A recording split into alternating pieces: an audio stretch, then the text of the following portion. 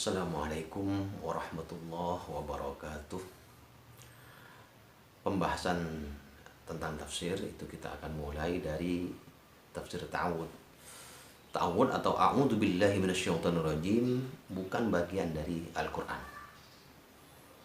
Tapi setiap kali kita mau membaca Al-Qur'an itu dianjurkan untuk memulainya dengan berta'awud, mohon perlindungan kepada Allah Subhanahu wa taala. Fa idza qara'tal Qur'an fasta'id billahi minasyaitonir rajim. Jika kamu hendak membaca Al-Qur'an, fasta'id billahi minasyaitonir rajim, maka berlindunglah kamu kepada Allah minasyaitonir rajim. Dari apa? Dari syaitan yang terkutuk. A'udzu billahi minasyaitonir rajim. Ini setiap kali kita hendak membaca Al-Qur'an dianjurkan untuk membaca ta'awud atau a'udzubillahi minasyaitonir rajim. Kita mau membaca Al-Qur'an. Al-Qur'an itu kan kalamullah, bacaan terbaik. Ketika kita sudah dianjurkan, ketika kita mau membaca kalamullah, bacaan terbaik saja kita dianjurkan untuk membaca ta'awud, apatah lagi atau bagaimana dengan bacaan-bacaan yang lain. Artinya, ketika kita sudah mau membaca bacaan terbaik, dianjurkan untuk membaca ta'awud, untuk berlindung kepada Allah dari setan yang terkutuk, maka begitu pula ketika kita membaca bacaan yang lain. A'udzu, aku berlindung. Nah, ketika seorang hamba mengucapkan atau mengikrarkan aku berlindung, artinya dia mengikrarkan atau mengakui bahwa dirinya lemah. Ini menunjukkan ketawaduan. Dirinya lemah, tidak mampu melawan godaan setan, tidak mampu menghadapi berbagai gangguan, kecuali dia berlindung. Berlindung kepada siapa?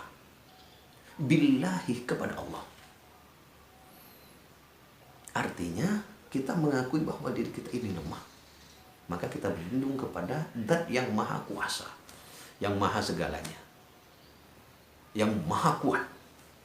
Siapa? Allah. Allah ini lafdzul jalalah. Tidak boleh ada manusia yang bernama Allah.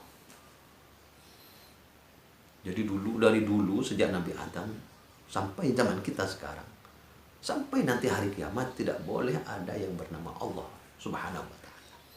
Kenapa?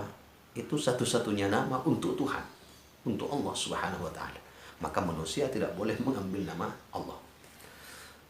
Tapi kalau kita mau menggunakan nama Allah, maka didahului dengan abdu, sehingga menjadi Abdullah.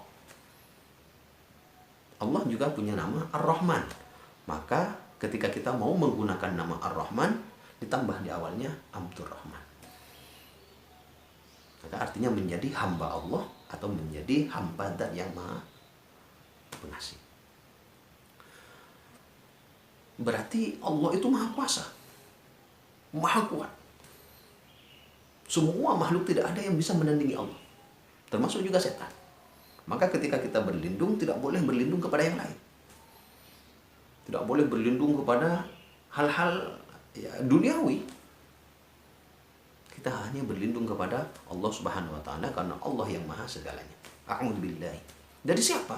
Minasyaitonir rajim. Dari setan yang terkutuk. Siapa itu setan? Setan itu adalah setiap sifat yang mengajak kita kepada keburukan. Makanya bisa jadi dari bangsa iblis, dari bangsa jin, bisa juga dari bangsa manusia. Jadi ketika kita diajak untuk melakukan perbuatan tidak baik, maka yang mengajak itu adalah orang yang memiliki sifat setan, mengajak pada keburukan. Ar-Rajim yang terkutuk. Kenapa setan itu dikutuk? Karena dia telah membangkang perintah Allah dan dia tidak mau bertobat.